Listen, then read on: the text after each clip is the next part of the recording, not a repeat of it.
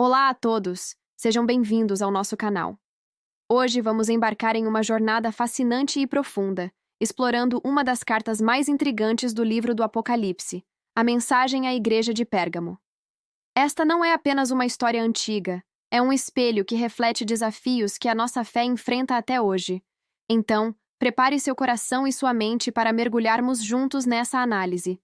Pérgamo, na antiguidade, era uma cidade de imenso prestígio. Era a capital da província romana da Ásia, um centro de poder político, cultural e religioso. Imagine uma cidade majestosa, com uma acrópole impressionante que se elevava a mais de 300 metros de altura, dominando a paisagem.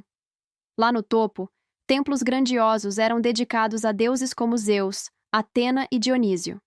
Mas o mais proeminente era o culto ao imperador. Pérgamo foi a primeira cidade da Ásia a construir um templo dedicado a um imperador romano vivo. Adorar o imperador não era apenas uma questão religiosa, era um teste de lealdade cívica. Recusar-se a queimar incenso a César era considerado um ato de traição, punível com a morte. É nesse cenário de intensa pressão que a comunidade cristã de Pérgamo vivia. A carta começa com um elogio poderoso. Jesus se apresenta como aquele que tem a espada afiada de 2 gumes, um símbolo de sua palavra que julga e discerne. E ele diz: Eu sei onde você vive, onde está o trono de Satanás. Essa frase é de arrepiar. Os estudiosos debatem o que exatamente seria esse trono de Satanás. Seria o grande altar de Zeus, uma das maravilhas do mundo antigo? Seria o centro do culto imperial, que exigia adoração que pertence somente a Deus? Ou talvez o templo de Asclépio, o deus da cura, cujo símbolo era uma serpente enrolada em um cajado, uma imagem que nos lembra da serpente do Éden. Independentemente da referência exata, a mensagem é clara. Os cristãos de Pérgamo viviam no epicentro da oposição espiritual e da idolatria pagã. Era um lugar extremamente hostil para a fé cristã. E mesmo nesse ambiente, Jesus os elogia. Contudo, você permanece fiel ao meu nome. Você não renunciou à sua fé em mim, nem mesmo nos dias de Antipas, minha fiel testemunha, que foi morto em sua cidade. Pense nisso por um momento. Eles viram um dos seus, um irmão na fé chamado Antipas, ser martirizado por não negar a Cristo. A tradição diz que ele foi assado vivo dentro de um touro de bronze. Mesmo diante de uma perseguição tão brutal, a igreja se manteve firme. Eles não negaram o nome de Jesus. Isso é um testemunho incrível de coragem e fidelidade. Eles estavam dispostos a pagar o preço máximo pela sua fé. Isso nos faz perguntar: e nós? Até onde iria a nossa fidelidade? No entanto, como em muitas das cartas, depois do elogio vem a repreensão. E aqui está o ponto crucial da mensagem para Pérgamo e para nós. Jesus diz: No entanto, tenho contra você algumas coisas. Você tem aí pessoas que se apegam aos ensinos de Balaão. Quem era Balaão? No Antigo Testamento, Balaão foi um profeta que, por ganância, tentou amaldiçoar o povo de Israel, mas não conseguiu. Então, ele mudou de tática.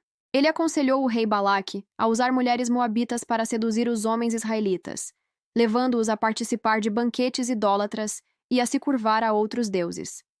A estratégia de Balaão foi minar Israel por dentro, através do compromisso moral e espiritual.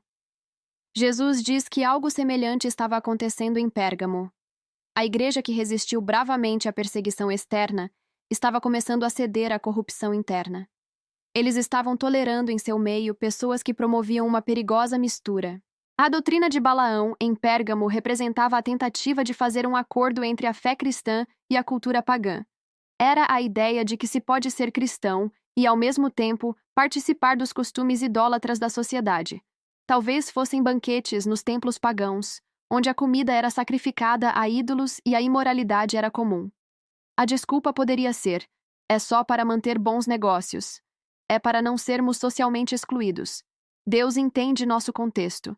Eles estavam negociando a santidade, trocando a pureza da fé por aceitação social e conveniência. E não para por aí. Jesus também menciona aqueles que seguem a doutrina dos nicolaítas. Embora não saibamos todos os detalhes sobre eles, a maioria dos estudiosos acredita que era um grupo muito parecido, que também promovia a liberdade sem limites e a participação em práticas pagãs. O ponto central é a tolerância ao erro.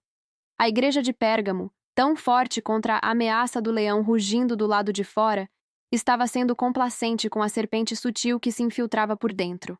Eles não estavam expulsando o veneno do compromisso e da falsa doutrina. Isso nos leva a uma reflexão profunda. Qual é a nossa Pérgamo hoje? Onde está o trono de Satanás em nossa cultura? Vivemos em uma sociedade que, em muitos aspectos, não nos persegue com espadas, mas nos seduz com ideias. A pressão não é para queimar incenso a César, mas para nos curvarmos aos ídolos modernos. O sucesso a qualquer custo, o materialismo, o relativismo moral que diz que cada um tem a sua verdade, a busca incessante por prazer e autogratificação. A doutrina de Balaão hoje se manifesta de formas sutis. É o evangelho light que remove a cruz e o arrependimento. É a teologia da prosperidade que transforma Deus em um servo dos nossos desejos. É a ideia de que podemos amar Jesus e ao mesmo tempo viver em conformidade com os padrões do mundo. A igreja de Pérgamo nos serve como um alerta poderoso. A maior ameaça à igreja nem sempre é a perseguição, mas a sedução. É mais fácil lutar contra um inimigo declarado do que contra um amigo que nos oferece um veneno doce. O compromisso espiritual é como uma pequena rachadura na barragem. No início, parece inofensiva, mas com o tempo, ela pode comprometer toda a estrutura e causar uma inundação de destruição. Mas a carta não termina em repreensão. Ela termina com um chamado e uma promessa gloriosa. Jesus diz: arrependa-se, senão virei em breve até você e lutarei contra eles com a espada da minha boca. O chamado é ao arrependimento, a uma mudança de mente e de direção. É um chamado para voltar à pureza e à integridade da fé. E então, vem a promessa para aquele que vencer, para aquele que resistir à sedução e permanecer fiel. Ao vencedor darei do maná escondido, também lhe darei uma pedra branca com um novo nome nela inscrito, conhecido apenas por aquele que o recebe. Vamos analisar essa promessa.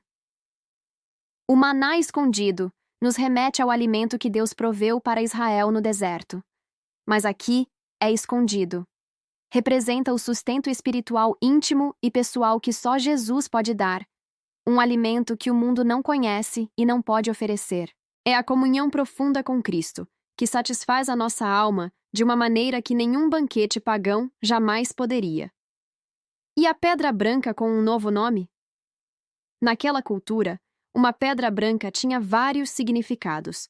Poderia ser um bilhete de entrada para um banquete, um símbolo de absolvição em um tribunal, ou um sinal de vitória para um gladiador. Aqui é um símbolo de aceitação total por Deus, e nela um novo nome, conhecido apenas por Deus e pela pessoa que o recebe. Esse novo nome representa a nossa verdadeira identidade em Cristo, uma identidade íntima, pessoal e segura, que não depende da aprovação do mundo ou da nossa conformidade com a cultura. É a promessa de uma intimidade com o Criador que transcende tudo. A mensagem para Pérgamo é, portanto, uma mensagem para nós. Sejamos corajosos como Antipas diante da perseguição aberta, mas sejamos também vigilantes contra a doutrina de Balaão, a sutil sedução do compromisso. Não vamos tolerar em nossa vida e em nossa comunidade aquilo que dilui o Evangelho e mancha o nome de Cristo. Vamos nos arrepender de toda forma de concessão ao mundo e buscar o maná escondido, a profunda satisfação que só se encontra em Jesus. E vamos ansiar por receber a nossa pedra branca, o selo da nossa vitória e da nossa identidade eterna nele. Que possamos ser a geração que não negocia a verdade e que vence, não pela nossa própria força, mas pela fidelidade àquele que tem a espada afiada de 2 gumes. Obrigado por me acompanhar nesta reflexão. Se esta mensagem tocou seu coração, convido você a se inscrever no canal, deixar seu like e compartilhar este vídeo com alguém que precise ouvir. Vamos continuar crescendo juntos no conhecimento da palavra. Que Deus abençoe a todos.